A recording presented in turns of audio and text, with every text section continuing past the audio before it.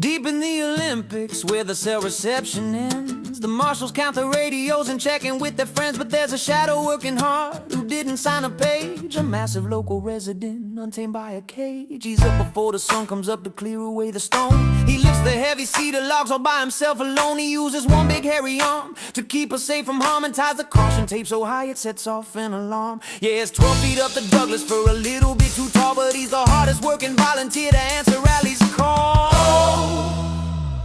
Oh, he's watching from the tree line with a cowbell in his hand, the biggest, loudest rally fan in all the timberland. He lives for the stages, but he keeps himself out of sight, just a ghost in the gravel, ringing bells in the night.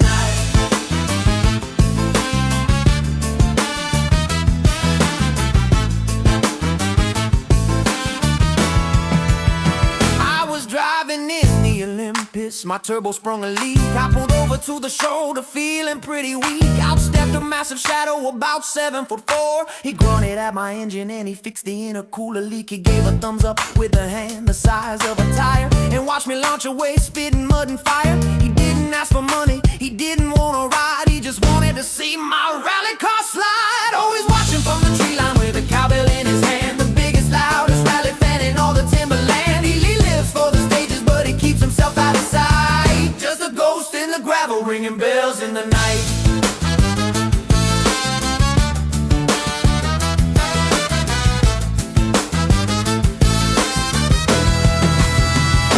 Tire on the stage, we hit a jagged rock. We scrambled for the scissor jack to beat the ticking clock. My co-driver was shouting, hey, I can't find the tool. We were stranded in the timber, feeling like a fool. Then we heard a ringing sound, a clanging in the air, and the car went floating up on arms of fur and hair. He held it steady as a rock while we swapped the tire out, then dropped us back on gravel before we could scream and shout. Always watching from the tree line with a cowbell in his hand, the biggest, loudest rally fan in all the timberland. He lives for the stages, but he keeps himself out of sight, just a ghost in the gravel, ringing bells in the night.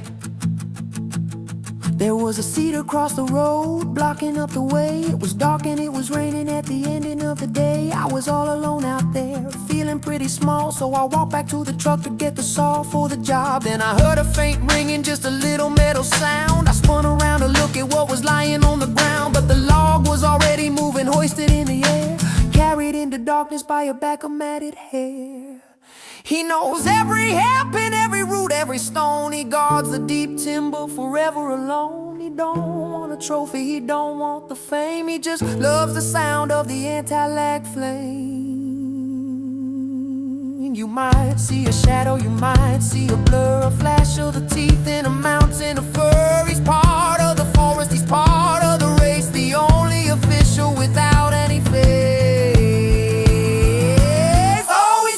From the tree line with a cowbell in his hand, the biggest, loudest rally fan in all the timberland. He lives for the stages, but he keeps himself out of sight, just a ghost in the gravel, ringing bells in the night.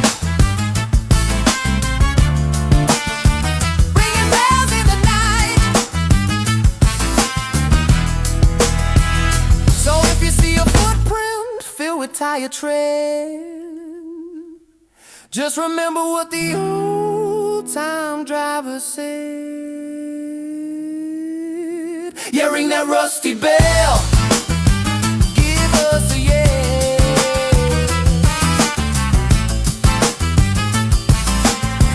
He's a ghost in the gravel, ringing bells in the night.